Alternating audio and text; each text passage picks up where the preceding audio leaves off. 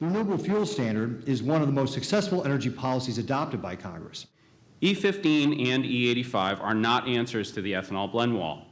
Alternative fuel has long garnered passionate commentary.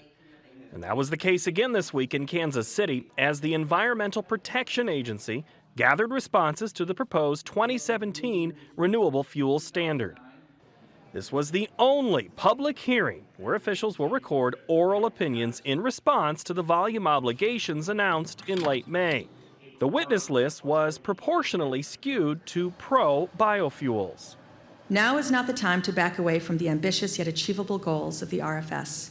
If we want our nation to lead with the production of 21st century fuels for 21st century vehicles, we need the agency to modify this rule before it is finalized. Our nation's farmers have responded to the demands of an ever-growing world to produce an abundance of crop used to feed our people, our livestock, and fuel our cars. Ending our dependence on fossil fuels is among the great challenges of our time. Changing the way we power vehicles requires bold, aggressive action, and the RFS is the most effective policy we have for accomplishing that. The EPA recommendation calls for 18.8 billion gallons in renewable volume obligations, with 14.8 billion gallons slated to come from conventional biofuels like ethanol. The commitment from cellulosic biofuel is 312 million gallons, and advanced biofuel is at the 4 billion mark. Overall, this is an increase of nearly 4% over last year and a 15% gain since 2014. The American Petroleum Institute was one of the few dissenters in the morning's panels.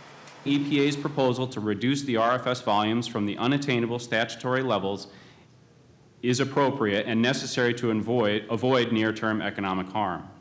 Until Congress repeals or significantly reforms the RFS, EPA must continue to address this outdated volume requirement by exercising its waiver authorities.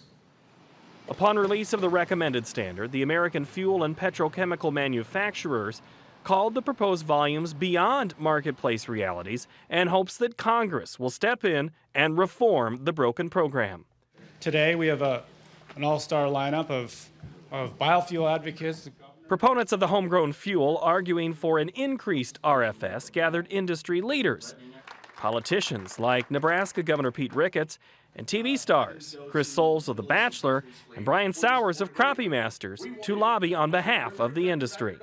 It's simple to me, and I think it should be simple for everyone in the EPA and throughout all of America to understand the benefits that renewable fuels has on this country.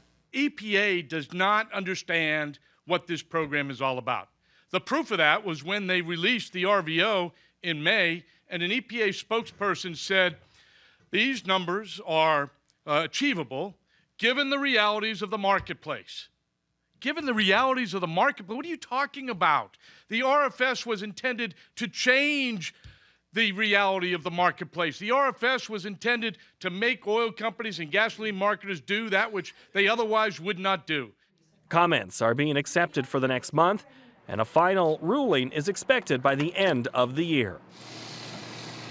For Market to Market, I'm Paul Yeager.